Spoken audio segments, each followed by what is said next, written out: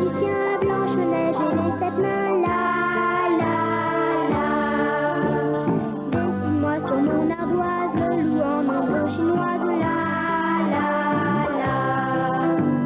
Tape, tip, tape dans tes mains, tape, tip, tape magicien, tape, tip, tape dans tes mains. Chante-moi encore la chanson de l'oiseau d'or, la la la. Le vaillant petit tailleur, le joueur de flûte enchanteur, la la la. Tape, tip, tape dans tes mains, tape, tip, tape magicien, tape, tip, tape dans tes mains, ouvre le perlimpinpin.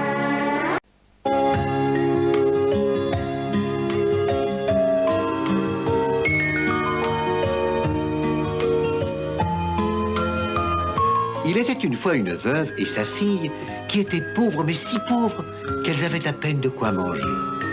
Or, comble de malheur, un jour la mère tomba malade et sa fille de se lamenter. Si au moins je pouvais lui donner à manger pour la réconforter. Ce qu'il lui faudrait, c'est un bon brouet. Mais je n'ai rien, hélas, pour le préparer. Je sais. Je vais aller voir notre voisine. Et elle se rendit aussitôt chez celle-ci et lui demanda si elle ne pourrait pas lui faire l'aumône d'un peu de millet pour sa pauvre mère. Du millet? Lui répondit l'avare personne. Es-tu folle de croire que je pourrais t'en donner? Va, petite sotte, et laisse-moi tranquille.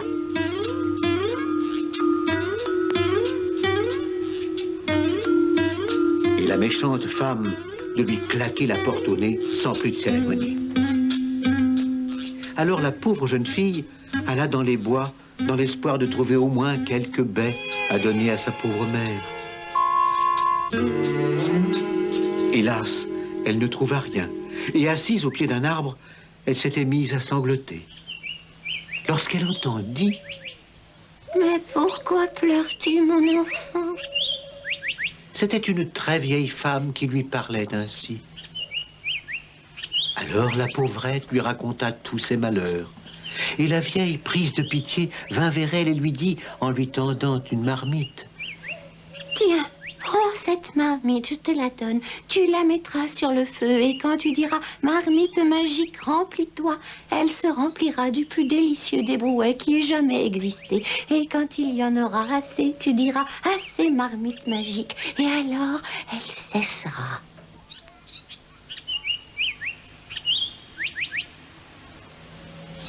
Mais surtout, n'oublie pas de lui dire d'arrêter.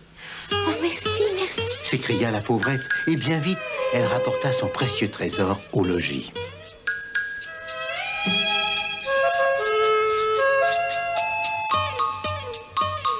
Courage, ma mère. Tu vas bientôt savourer le meilleur brouet auquel tu aies jamais goûté. Elle mit la marmite sur le feu et dit: Marmite magique, remplis-toi. Et la marmite se remplit aussitôt d'un brouet qui sentait bon, mais bon. Et la jeune fille de dire: Assez maintenant.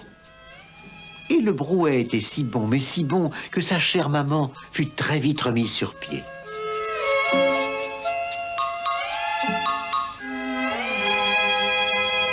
Mais la méchante voisine eut vent de ce prodige.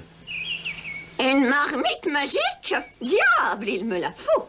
Comme si ces deux miséreuses méritaient pareille merveille.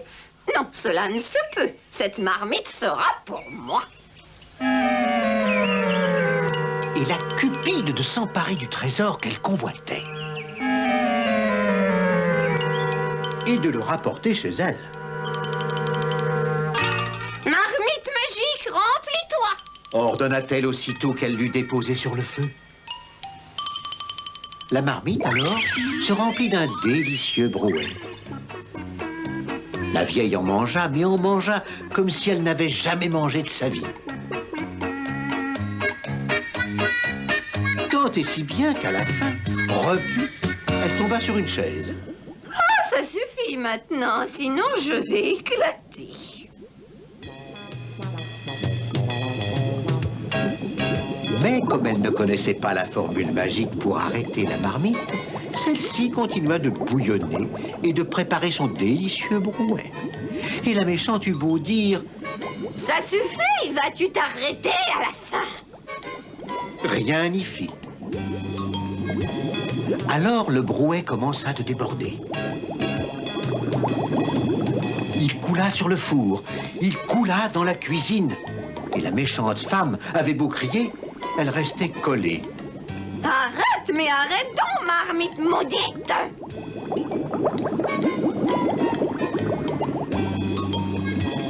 Mais le brouet continuait de déborder. Il y en eut bientôt plein la maison. Et la méchante de crier. Au secours, je vais me noyer!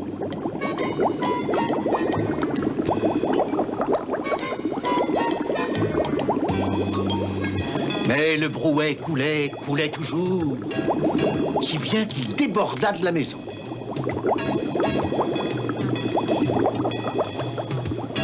Et qu'il s'en alla jusque dans les champs.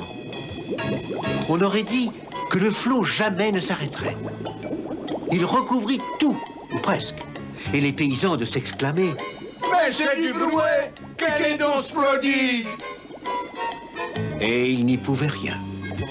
Misère, qu'allons-nous devenir? Oh oui!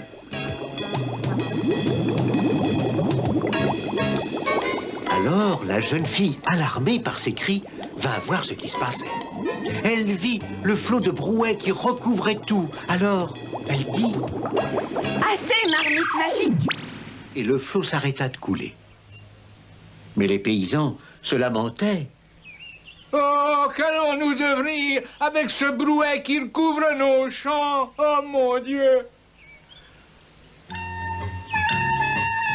Mais ils comprirent bien vite qu'ils avaient grand tort de s'inquiéter. Car les poules, avec délice, picoraient la soupe de maïs.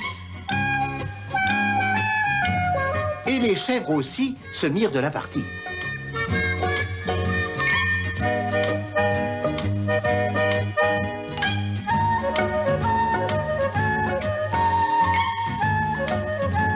Suivi des veaux, des vaches et des bœufs qui, ma foi, y allaient de fort bel appétit, tant était succulent ce brouet magique.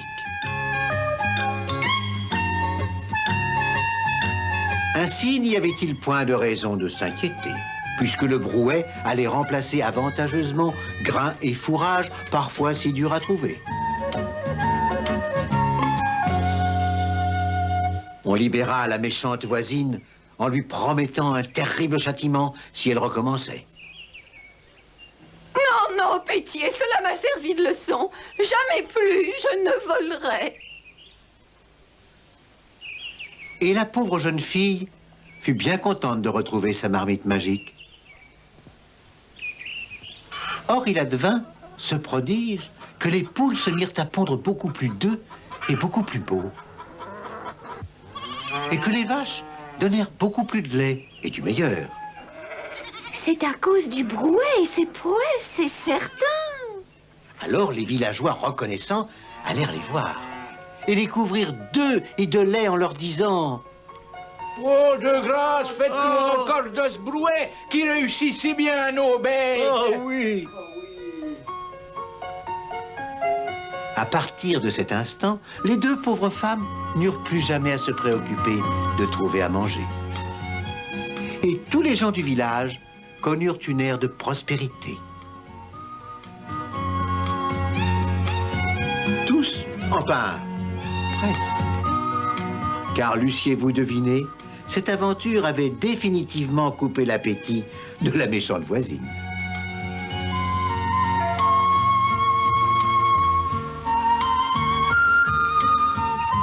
Et elle devint de plus en plus maigre et de plus en plus malheureuse, à force de penser à cette folie qu'elle avait commise le jour où elle avait volé la marmite magique.